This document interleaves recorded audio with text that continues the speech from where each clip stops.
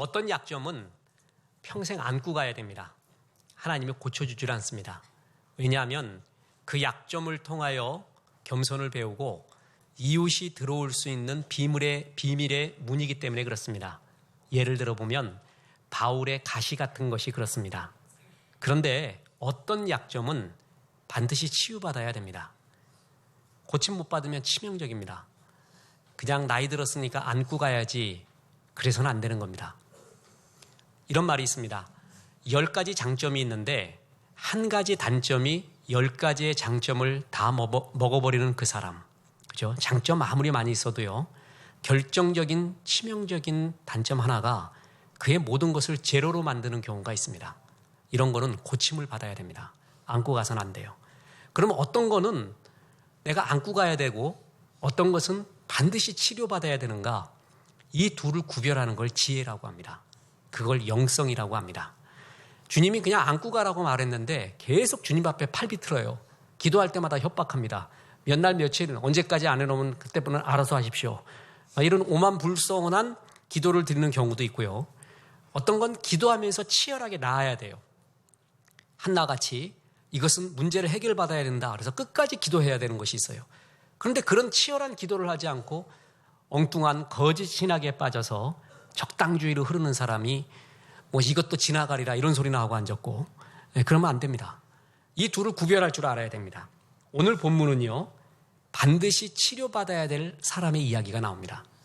치유받아야 될 약점과 단점을 가진 결정적인 아픔을 가진 사람의 이야기. 그 주인공의 이름은 나아만 장군입니다. 그런 말이에요. 시리아, 옛날로 말하면 아람 군대의 장군이었고 또한 왕이 총애를 하는 용사였고 전쟁의 영웅이었습니다. 그 사람을 지칭하는 5장 1절을 보겠습니다. 아람 왕의 군대 장관 나아만은 그의 주인 앞에서 크고 존귀한 자니 이는 여호와께서 전에 그에게 아람을 구원하게 하셨습니다. 그는 큰 용사이나 나병 환자더라. 그는 큰 용사였어요. 왕의 총애를 받는 최고의 군대 장관이었거든요. 근데 우리나라 성경에 보면은 강조점이 별로 없는데 이거를 제가 띄어쓰기를 단문으로 바꿔서 한번 다시 읽어보겠습니다. 그는 큰 용사다. 그러나 나병 환자였더라. 그러나 나병 환자였더라. 뒷부분에 방점이 있는 겁니다. 왕의 총애를 받았다. 전쟁 영웅이다. 큰 사람이다. 장군이다. 소용없다는 거예요. 그러나 뭐라고요? 나병 환자더라. 이게 중요한 거예요. 앞에 것이 다 무산되는, 곱하기 제로를 했더니 제로가 될 수 있는 사람. 이건 치료를 받아야 됩니다.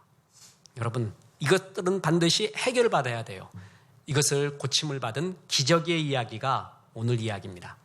근데 우리가 지금 기적 시리즈를 보는데요. 여기서 우리들이 깊이 주의 깊게 봐야 될 것이 있습니다. 공통점이 있다는 거예요. 공통점이 있다라는 것은 하나님이 모든 기적 사건에 이것만큼은 너희가 꼭 마음에 새겨야 된다라는 것이죠. 케이스 바이 케이스가 많거든요. 이 기적은 이럴 때 일어나고 이런 여건이고 이 기적은 또 다를 때예요. 그런데 하나님의 기적 이야기에 공통점들이 있어요. 그건 반드시 우리가 마음에 새겨야 돼요. 오늘 사건이 그렇습니다. 우리가 처음 보았던 가나의 혼인잔치와 거의 비슷합니다. 보세요. 이런 결정적인 치명적인 아픔과 단점이 치유받는데 주님은 어떤 역할을, 어떤 요건을 사용하셨는가? 그것은 첫째로 기적의 배경이 된 자가 있어야 된다는 것입니다. 들어보셨죠? 가나의 혼인잔치에는 기적의 배경이 누구였습니까? 어머니 마리아였고 또 누구예요? 물동은 하인이었죠. 이들을 통해 역사를 했죠. 그냥 이루어진 게 아니에요. 마찬가지로 오늘 나아만 장군의 이 기적 사건에서도 기적의 배경을 이루는 자가 있었습니다. 세 사람입니다. 하나는 나아만 장군의 아내입니다. 그리고 그의 시종이었던 어린 종이었고 또 나아만 장군의 부하들입니다. 이들이 기적의 배경을 이루어졌습니다. 여러분, 기적에는 반드시 이렇게 배경이 필요합니다. 이스라엘과 시리아가 아람이 전쟁을 하면서 이스라엘이 졌나 봅니다. 그래서 이스라엘 소녀 하나를 노예로 끌고 옵니다. 그래서 나아만 장군이 자기 아내의 시종 역할을 하게 만듭니다. 그런데 나아만 장군이 나병이 들었을 때 이 여종이 등장합니다. 그러고 말하는 걸 들어보세요. 2절 3절에 전에 아람 사람이 떼를 지어 나가서 이스라엘 땅에서 어린 소녀 하나를 사로잡음에 그가 나아만의 아내에게 수종들더니 그의 여주인에게 이르되 우리 주인이 사마리아에 계신 선지자 앞에 계셨으면 좋겠나이다. 그가 그 나병을 고치리이다 하는지라. 누가 등장하고 있어요? 여종이 등장하죠. 그 여종이 나만한테 바로 말한 게 아니라 누구에게 말했을 것입니까? 아내죠. 그러니까 지금 나만은요, 두 사람의 여자의 말을 들었어요. 누구예요? 하나는 아내요, 하나는 여종이에요. 여자들이 이 구절 너무 좋아하면 안 돼요. 그래갖고 남편한테 도끼 눈 뜨고 봐라, 이 역사가 일어나는데 당신은 뭐 이런 식으로 보지 마세요. 왜냐하면 그 나중에 성경을 계속 보면은 이 여자들이 보통 여자가 아니었다는 걸 압니다. 이래서 기적의 배격을 이루었어요. 성경학자들은요, 이 나만의 시종, 아내의 시종을 굉장히 높이 여깁니다. 그래서 이걸 가지고 사실 성경을 부흥회를 할 정도입니다. 누군지는 모르겠습니다. 근데 돌아보세요. 이 여인이, 이 시종이, 어린아이가 포로로 잡혀왔어요. 어린 나이에. 얼마나 속에 울분이 많겠습니까? 분노도 많고요. 복수심도 있겠죠? 내내 울면서 지낼 수도 있습니다. 그렇죠? 그런데 자기를 끌고 온 그 나라의 장군이 병이 들었어요. 그것도 치명적인 병에. 그러면 이 어린 시종은 가로치고 계속 말할 거 아니에요. 쌤통이다. 하나님이 역사했구나. 어서 죽어라. 고통받고 죽어라. 더 아파라. 아주 질질 끌다 죽어라. 별 생각 다 할 거 아니에요? 그런데 이 여종이 치유법을 말하는 거예요. 그런데 그 치유법도 보통 치유법이 아니라 자기의 목숨을 걸고 말하는 거예요. 돌아보세요. 지금 여종이 이스라엘로 가서 나을 수 있습니다. 선지자 만나면 이 말하고 있잖아요. 그러면 군대 장관인 나아만이 이 여종이 첩자가 아닌가? 어쩐지 너 정말 이상해서 평소부터 네가 오랫동안 시종 역할하면서 나한테 신임을 얻었지. 그리고 결정적인 순간에 날 죽이려고 이 역할을 하는구나. 이렇게 말할 수 있을까요? 없을까요? 만약에 그가 가서 고침을 받지 못하면 여자는 목숨을 내놔야 됩니다. 그런데도 말합니다. 그죠? 그래서 이 사람을 대단하다고 봐요. 왜 그런가라고 성경학자들이 분석을 할 때 이 어린 시종의 가슴 가운데는 전도 선교의 마음이 있었다는 거예요. 하나님에 대한. 플러스 뭐냐 하면은 자기 주군에 대한 충성과 사랑이 있었다는 거예요. 그래서 이게 참 어려운 얘기예요. 이런 게 그의 가운데 있어서 이런 결정적인 순간에 기적의 배경을 이루어졌다라는 겁니다. 그런데 이것만 봐서는 안 됩니다. 왜냐하면 나만이 훌륭한 거예요. 나만은 사람 볼 줄을 알았습니다. 만약에 아내가 무슨 말하면 쓸데없는 소리 하고 있어요, 여자가. 이렇게 얘기하던가, 더군다나 여종이 말했다 그러면은 당신 정신이 있는 거요? 그것도 적국의 여자가 말하는 걸, 소녀가 말하는 걸 믿어? 나 지금 글로 끌고 가서 죽이려고 하는 건데 이럴 수도 있는 것이죠. 그런데 그 어린 소녀의 말과 아내의 말을 믿었어요. 왜 그럴까요? 지인지감이라는 말이 있습니다. 남한테는 사람 보는 눈이 있어요. 그래서 저 말이 진짜구나라는 것이 진심이 느껴지는 거예요. 나만은 그렇게 사람 관리를 하고 사람들을 사랑하고 다스렸던 인격과 도량이 그에게 있었던 것이고, 이 말을 전해주는 소녀 또한 그랬습니다. 그는 요셉과 같았다는 거죠. 끌려왔는데 매 울기만 하고 어떻게 하면 주인을 해칠까 하는, 또한 아니면 눈 가림으로만 일하면 그 주인이 모를까요? 다 합니다. 이 세상에서 제일 큰 어리석음이 뭔지 아세요? 사람 속일 수 있다고 생각하는 거예요. 사람 못 속여요. 하나님도 못 속이듯이 사람도 못 속입니다. 그의 진심은 다 압니다. 근데 그렇게 속이고 살면은 결정적인 순간에 그의 마음을 믿겠습니까? 그런데 그는 정말 요셉과 같이 신실했던 거예요. 그러니까 나아만이 그걸 알아보고 그에게 뭐라고요? 아, 그렇구나. 이 말을 믿어보자라는 것이 있었어요. 이렇게 기적의 배경에는 사람이 있었습니다. 뿐만 아니라 나아만이 그래서 이스라엘로 가요. 그랬는데 엘리사가 만나주지도 않고 요단강에 가서 씻으래. 이 말 듣고 욱합니다. 욱하면 안 돼요, 사람은. 그러면 모든 걸 다 날려버려요. 제가 한재 욱입니다. 그래서 그 끝에 끝자 욱을 죽이려고 항상 주님 기도하고 있습니다. 욱하면 안 돼요. 그래서 그 결정적인 순간에 누가 나타나냐면 부하들이 나타납니다. 그래서 보세요. 5장 13절에 그의 종들이 나와서 말하여 이르되 내 아버지여, 선지자가 당신에게 큰 일을 행하라 말하였다면 행하지 아니하였으리이까? 하물며 당신에게 이르기를 씻어 깨끗하게 하라 함이리이까 하니, 무슨 얘기냐 하면 요단강에 가서 씻으라고 하니까 그거 뭐 어렵습니까?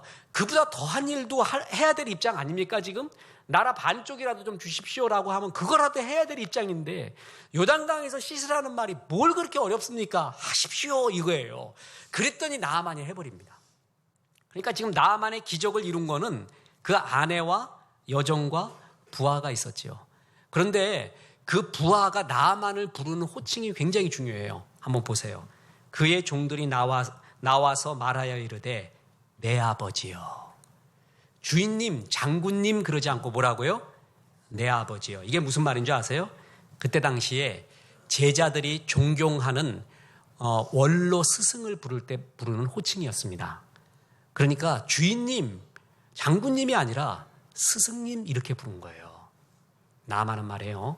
평상시에 이 제자들에게 인격과 마음을 줬던 존재입니다. 이것이 쌓이고 있는 상태에서 그들은 그의 말을 들을 줄을 알았고요. 그리고 그것이 기적의 배경을 이루게 된 겁니다. 자, 여러분, 세상은 소통이 필요하다 그러죠. 설득은 소통입니다.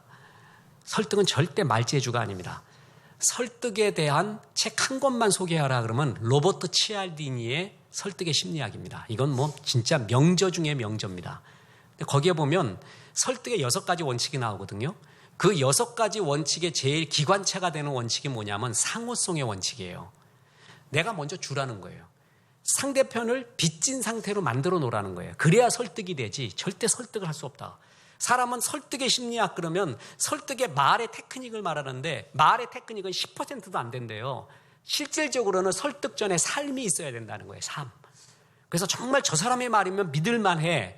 저 사람의 말이면 정말 내가 설득당하고 싶어 할 정도의 그 사람의 인품과 먼저 주는 것이 있었어야 된다는 거죠. 그래서 예수님이 말하는 거는 다 듣잖아요. 예수님이 우리를 위해 십자가에 죽으신다는 그 진심을 느꼈기 때문에 그러는 거예요. 바리새인과 서기관들은 그런 건 하나도 없고 말만 번지르 하잖아요. 듣질 않습니다. 설득이 안 되는 거예요. 이들은 벌써 상호간에 뭐가 있었냐면 설득시킬 수 있는 진심이 있었어요. 그리고 나아만은 그거를 볼 수 있는 눈이 있었던 거예요. 겸손함이죠. 돌아가신 신영복 교수가 그림 거는 이야기를 했습니다. 큰 글씨를 쓰고 그린 사람이 갖다 걸러면은요, 반드시 밑에 사람의 의견을 들어야 된대요. 돌아보세요. 그림 거는데, 왼쪽으로, 오른쪽으로, 조금 위로, 그거 자기가 지금 걸면서 못 봐요. 밑에 있는 사람이 봐줘야 된다는 거예요. 자기가 잘 보는 것 같지만 못 본다는 거예요. 그래서 그 볼 줄 아는, 그거를 들을 줄 아는 겸손함. 그리고 그거를 말해줄 때도 네 말은 맨날 틀리잖아. 맨날 불평하는 놈이잖아. 근데 또 불평하니? 그게 아니라 언제나 축복하는 사람인데 그 사람이 정말 이건 안 될 것 같습니다. 그게 진짜 권위가 있는 거죠. 이 둘이 만난 거예요. 그랬을 때 기적이 일어나게 된 겁니다. 그렇습니다. 기적의 배경에는 반드시 기적을 이루는데 배경이 된 사람이 있습니다. 나아만은 그를 갖고 있었습니다.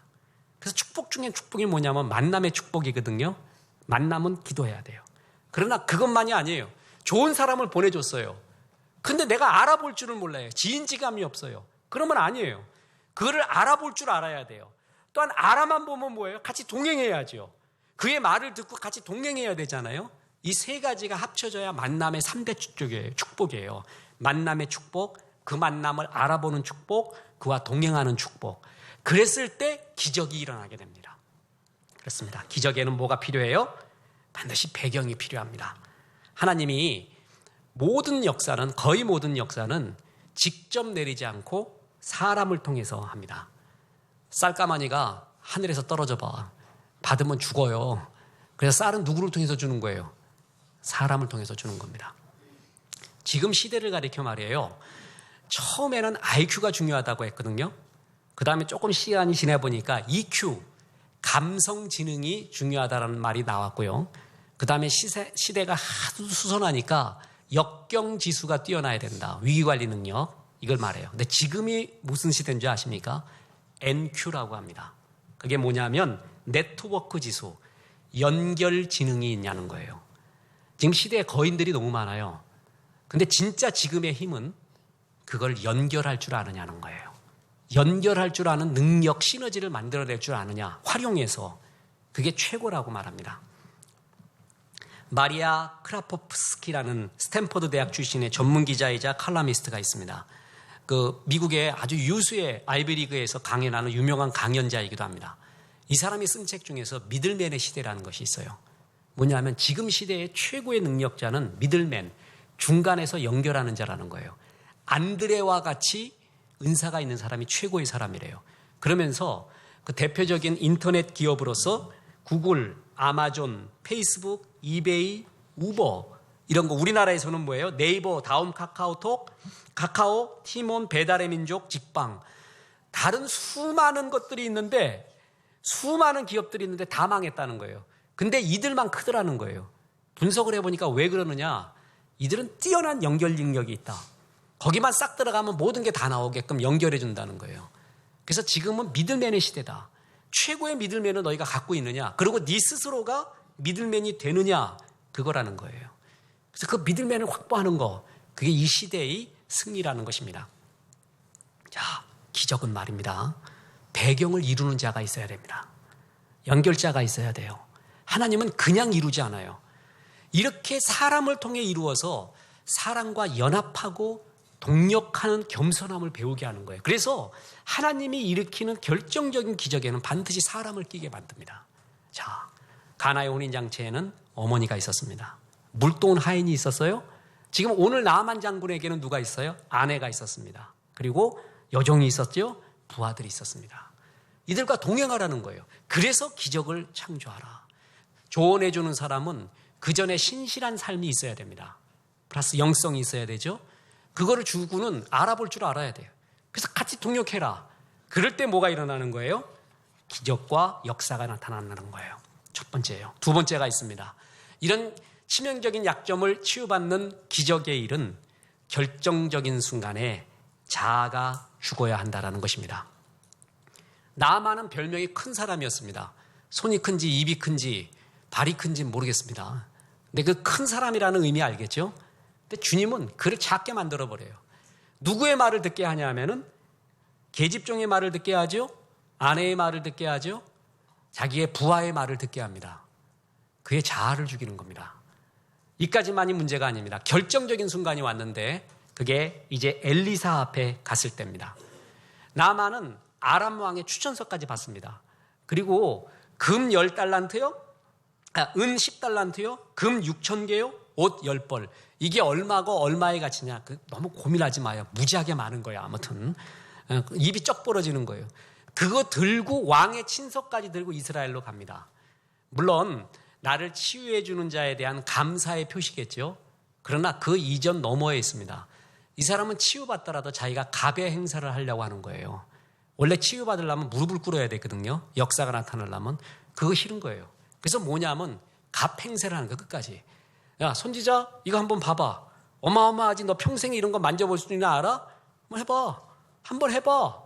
그리고 자기가 갑의 자살에서 치유받으려는 거예요. 주님의 결정적인 역사는요, 이래서 나타나지 않습니다. 주님은 이거를 죽여버립니다. 그래서 이스라엘 왕이 아람 왕의 친서를 보니까 이제 욱하게 됩니다. 아, 이럴 수가 있는가? 내가 하나님이냐? 아니, 아람이 더 선진국이고 좋은 의사도 많을 텐데 왜 우리나라에 오느냐? 이건 분명히 시비 거는 거다. 어찌할꼬 하면서 인사불성이 됩니다. 이 얘기를 듣고 엘리사가 듣습니다. 그러더니 그 사람 나한테 보내십시오. 그래가지고 찾아간 거예요. 아람 군대 장관 나아만이. 그랬더니 아주 빵빠레 울리면서 군악대동원에서 마중 나올 줄 알았더니 얼굴도 안 비쳐.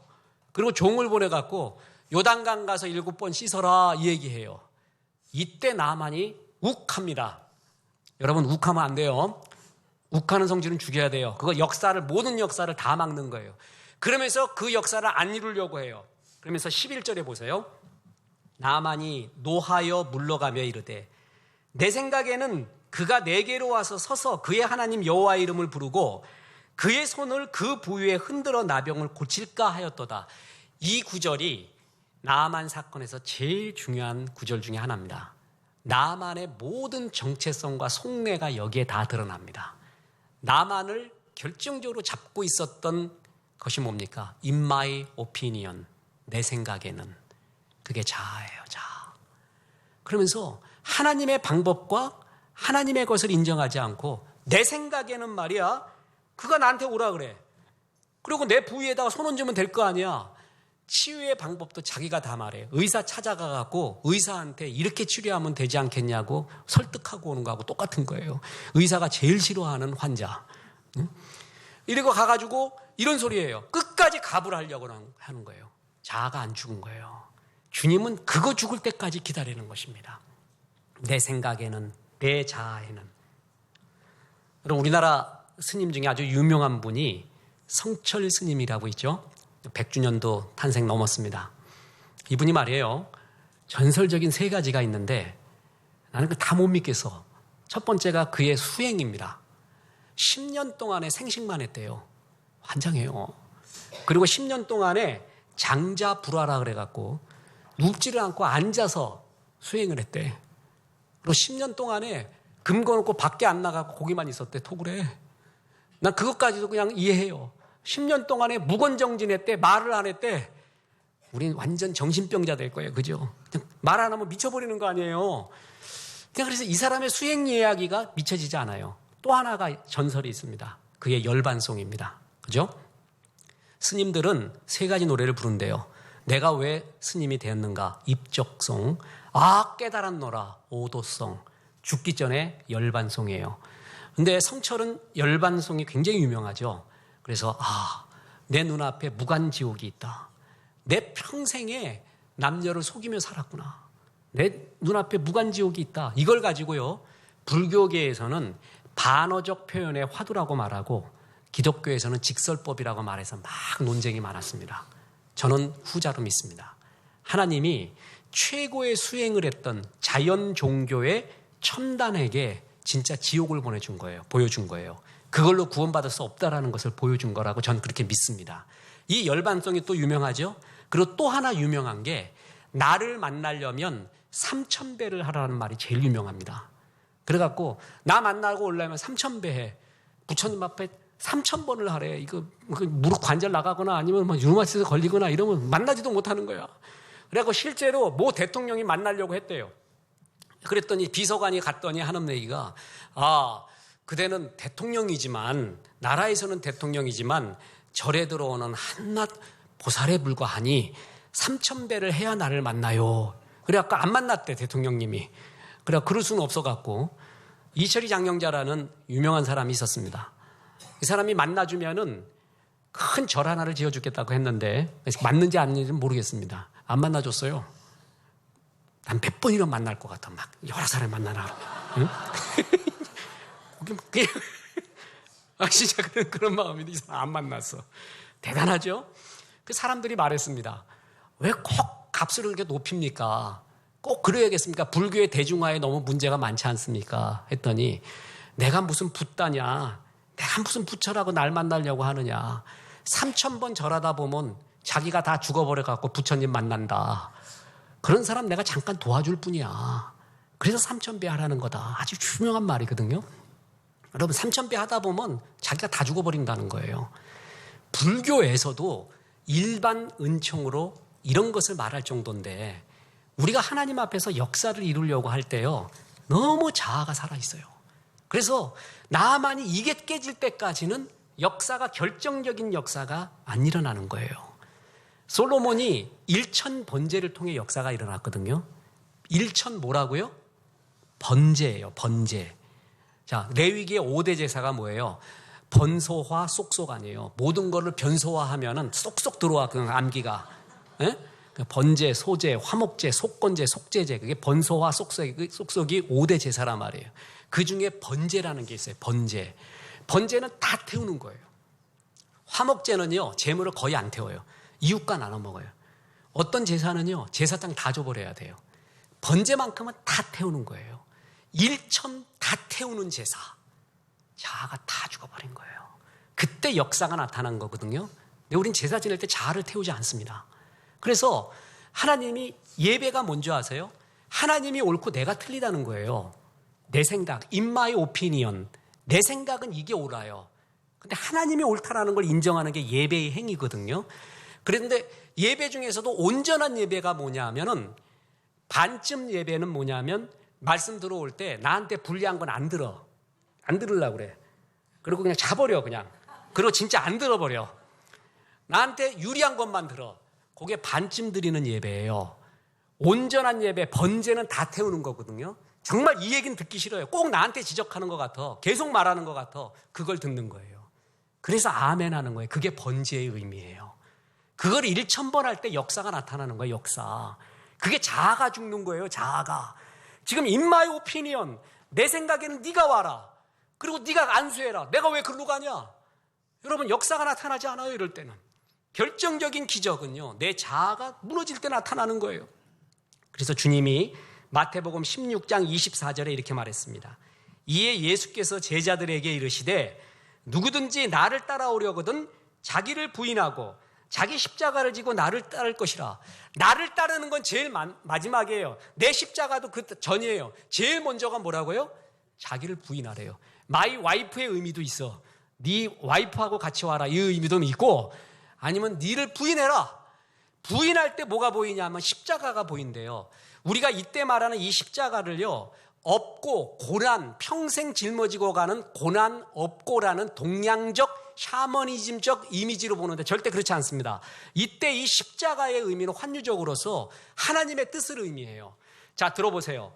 예수님한테 하나님의 뜻은 뭐였죠? 십자가였어요. 그게 하나님의 비전이었죠. 그걸 말하는 거예요.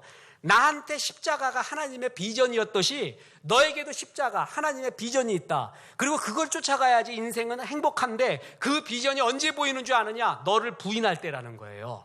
나를 부인하고 하나님의 생각 받아들일 때 내 십자가가 그때 보인대. 내가 달려가야 될 비전. 그리고 그 다음엔 쫓으라는 거예요. 그게 제자의 삶이라 말이에요.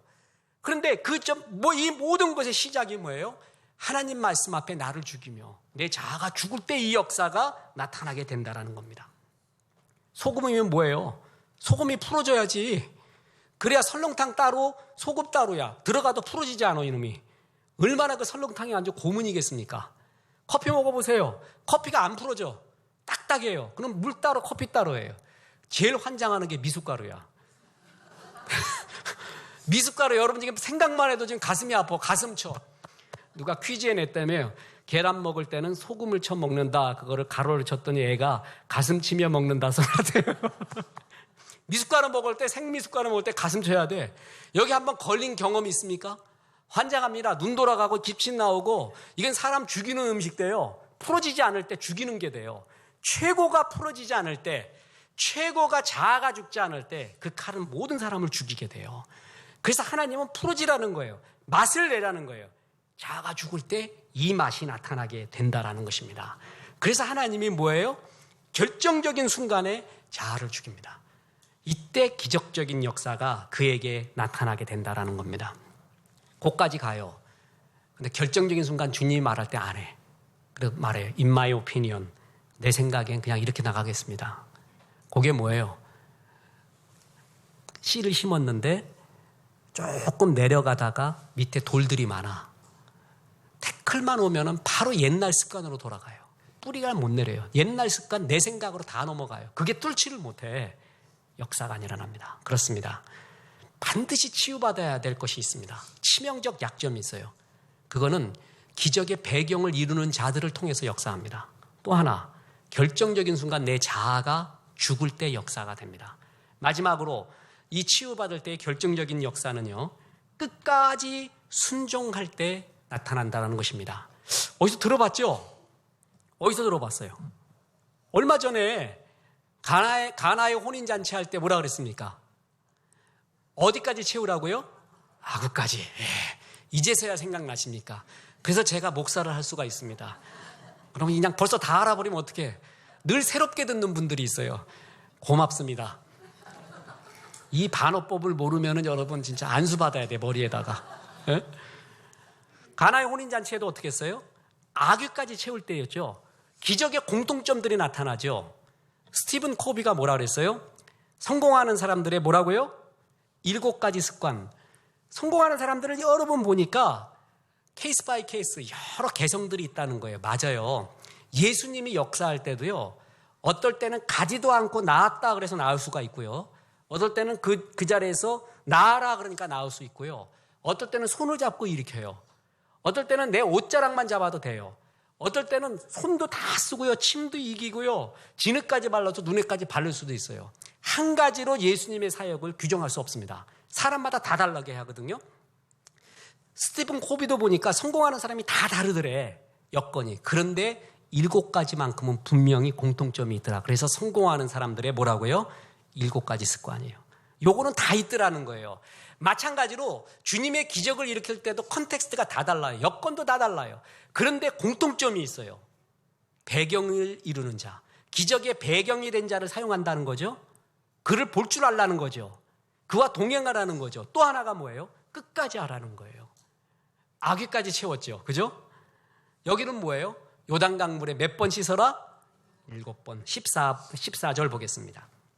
나만이 이에 내려가서 하나님의 사람의 말대로 요단강에 7번 몸을 잠그니 그의 살이 어린아이의 살같이 회복되어 깨끗하게 되었더라. 몇 번 몸을 잠궜어요? 7번이요. 아주 보수적인 학자, 근본주의 학자까지도 성경에 나오는 숫자를 인정합니다. 뭐냐면 7과 10, 요거는 하늘의 완전수라고 합니다. 충만수라고 말합니다. 보수적인 학자도 다 인정해요. 7, 10이 뭐냐면 하나님이 충만의 임계점을 의미합니다. 그까지 차야 역사가 일어나요. 제가 설교 시간에 임계점이란 말 많이 하잖아요. 6가지는 나타나지 않아요. 7까지 딱 해야 나타나는 그 하나, 그게 임계점이거든요. 지금 그걸 의미하고 있어요. 자, 돌아봅시다. 나만이 몸을 씻을 때 말이에요. 이렇게 한 번 하니까 조금 많이 나았어. 2번 하니까 더 나. 3번 하니까 더 나. 그러면 할렐루야 하고 하겠죠. 그렇지 않다는 거죠. 6번까지 뭐라고요? 낫지 않은 거예요. 7번 들어갈 때 역사가 나타난 거예요. 이게 하나님의 임계점이에요. 주의 역사는 이럴 때 나타난다는 거죠. 이런 거 가지고 막 쓸데없는 샤머니즘적인 교훈을 받으면 안 돼요. 그래서 나만 목욕법 그래갖고 냉탕에 한 번, 온탕에 한 번, 냉탕에 한 번, 온탕에 7번 하면 역사가 나타난대. 이런 짓 하지 마세요.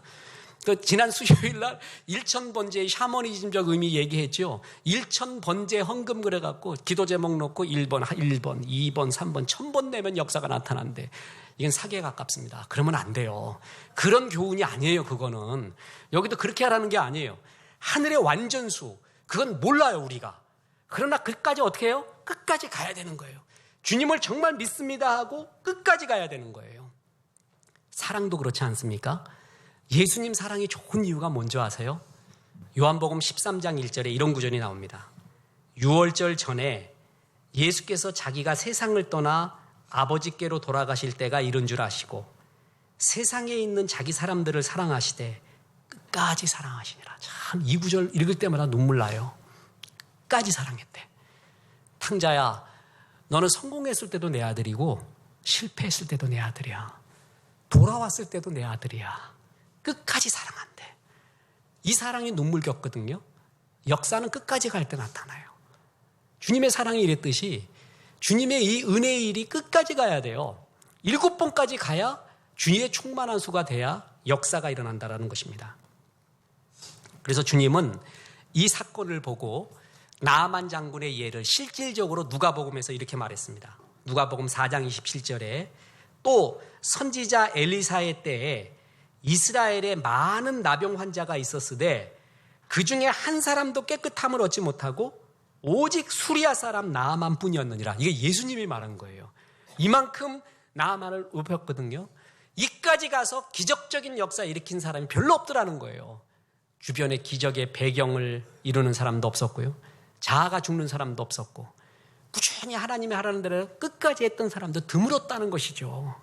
그러니까 우리가 결정적인 기적을 체험하지 못하는 이유가 여기에 있습니다. 여러분, 어떤 사람은요, 맞으면 깨진다고들 많이 말합니다. 그 말 틀린 말 아닙니다. 맞으면 자아가 깨져요. 그래서 계란은 품어서 병아리 까지만 타조알은 망치로 깨야 돼. 품어서 될 수도 없어요. 그러니까 여러분 타조알 되면 안 돼요. 그런데요, 꼭 맞아서만 깨지는 게 아닙니다. 평상시 예배 잘 드리고 진짜 번제 드리잖아요. 그럼 그게 쌓이고 쌓여갖고 결정적인 역사가 일어나요. 우리 교회는 예배가 있습니다. 그리고 또 하나의 우리 교회를 향한 주의 뜻이 있는데 그건 성경 공부입니다. 이제 수요일 날 여자들뿐만이 아니라 남자들도 성경 공부 모임을 시작할 것입니다. 지금 전 세계의 영적인 흐름 가운데 기적의 역사가 일어나는데 성경 공부를 통해서입니다. 저는 제가 체험했던 바이기 때문에 압니다. 실제로 가능합니다. 하나님께서 성령의 역사는요, 폭발적인 어떤 기적의 행위를 동반하지만 꾸준히 주의 말씀을 듣고 아멘 할 때 쌓여가는 기적이라는 것이 있습니다. 진짜 이것을 체험해 봐야 돼요. 너무나 아름답고 충격받고 확신을 거뒀던 근래의 구절이 있습니다. 사도행전 10장 44절, 이 말씀으로 마칠까 합니다. 베드로가 이 말을 할 때 성령이 말씀 듣는 모든 사람에게 내려오시니. 다시 읽겠습니다. 베드로가 이 말을 할 때 성령이 말씀 듣는 모든 사람에게 내려오시니. 베드로 통해서 하나님 말씀을 강론할 때 성령이 그 말씀을 듣고 아멘하는 사람에게 내려와요. 이게 실제로 가능하고 역사가 일어나게 됩니다. 이랜드 그룹의 박성수 회장님, 예배와 성경 공부와 묵상 통해서 확신을 얻고 주의 뜻을 발견해 갔다고 간증하지 않습니까? 하나님 말씀 잘 묵상하는 성경 공부와 예배 통해서 이게 꾸준히 쌓여가 보세요. 7번까지 요단강물까지 가보세요. 그까지. 그 다음부터 진짜 폭발적인 역사가 나타나기 시작합니다. 여러분, 우리 교회가 그런 저수지 같은 복의 근원, 복이 되는 축복의 통로가 되는 교회 되기를 원하고 여러분이 그렇게 되기 원합니다. 성경 공부 사모하십시오. 남자들도 이제 모이십시오. 그래갖고 주의 역사 체험해보고 하나님의 지경이 더 넓어지고 나만과 같은 하나님의 축복의 역사 일어나기를 주 예수의 이름으로 축원합니다.